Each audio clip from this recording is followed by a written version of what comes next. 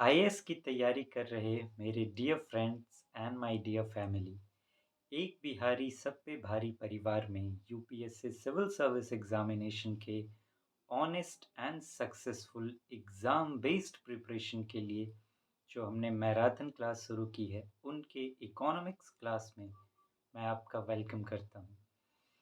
Friends, अभी हम लोग मनी एंड बैंकिंग पर बातें कर रहे हैं and as per our pattern of the class कि जैसा हमारा पैटर्न है, हमने बात की थी कि सबसे पहले हम देखेंगे कि उस चैप्टर से रिलेटेड डिटेल्ड सिलेबस क्या है।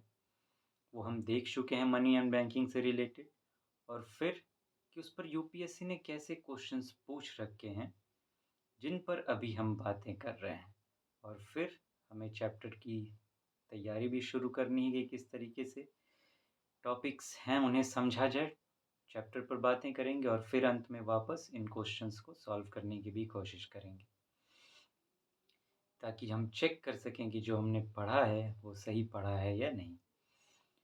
आइए फ्रेंड्स, आज जो है क्वेश्चंस का लास्ट क्लास बच गया है मनी एंड बैंकिंग से रिलेटेड। काफ़ी क्वेश्चंस पर हम बात कर चुके हैं। आपसे मैंने कहा था शुरू में कि मनी एंड बैंकिंग से अगर मैं बात करूं तो प्रीलिम्स में सबसे ज़्यादा क्वेश्चन इसी चैप्टर से पूछे जाते हैं, इकोनॉमिक्स से रिलेटेड। काफ़ी क्वेश्चंस पर हम बात कर चुके हैं। आज कुछ क्वेश्चंस और बच गए हैं, 3 क्वेश्चन और बच गए हैं जिन पर हम आज बात करेंगे, और उसके बाद नेक्स्ट क्लास से फ्रेंड्स हम लोग चैप्टर पर बात करना शुरू करेंगे। आइए फ्रेंड्स, देखते हैं नेक्स्ट क्वेश्चन कौन सा है। Indian government bond yields are influenced by which of the following. कि इंडियन गवर्नमेंट जो बॉन्ड जारी करती है, यील्ड्स मतलब होता है इंटरेस्ट, एक तरफ से आप समझ लीजिए, तो उसका जो इंटरेस्ट है वो इनमें से किसके द्वारा प्रभावित होता है। इनमें से क्या होगा तो इंडियन गवर्नमेंट जो बॉन्ड जारी करती है उसका इंटरेस्ट रेट प्रभावित हो जाएगा। Select the correct answer using the code given below. हमें करेक्ट ढूंढना है। पहला, actions of the United states federal reserve.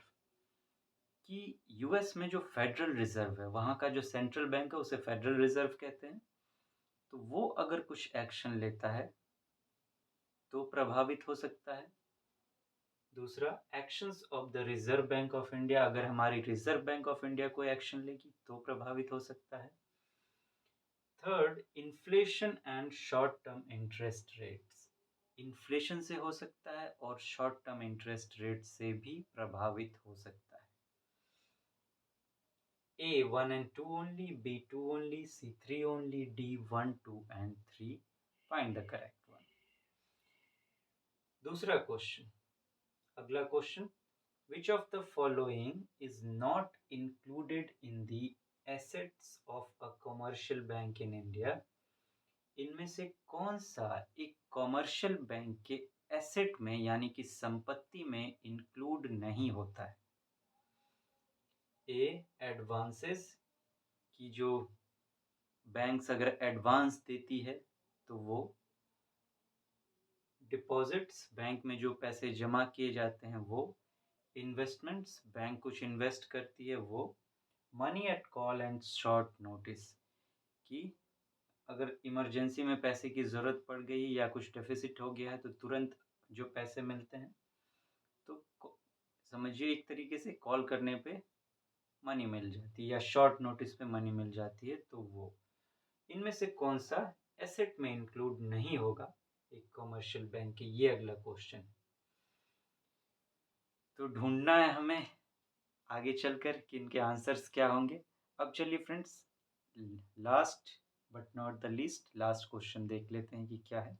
मैं अभी प्रेजेंट होता हूँ।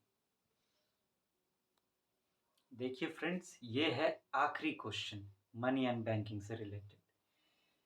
What is the importance of the term interest coverage ratio of a firm in India. ये जो इंटरेस्ट कवरेज रेशियो है, शब्द पर ध्यान दीजिएगा।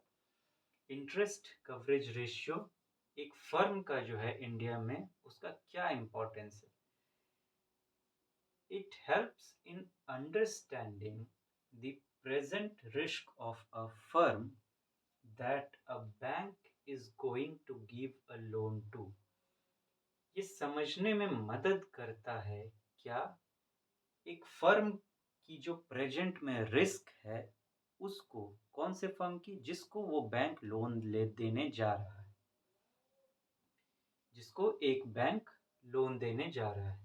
It helps in evaluating the emerging risk of a firm that a bank is going to give a loan to।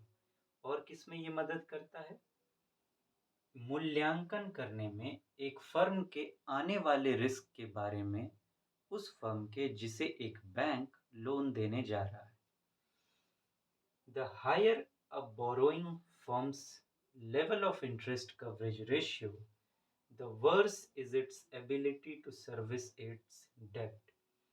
कह रहा है अगर एक बोरोइंग फर्म जो उधार लेने वाला फर्म है उसका इंटरेस्ट कवरेज रेशियो का जो लेवल है वो जितना ज़्यादा होगा उतना उसकी जो क्षमता है, एबिलिटी जो है वो कम होगी। किस चीज़ को लेकर?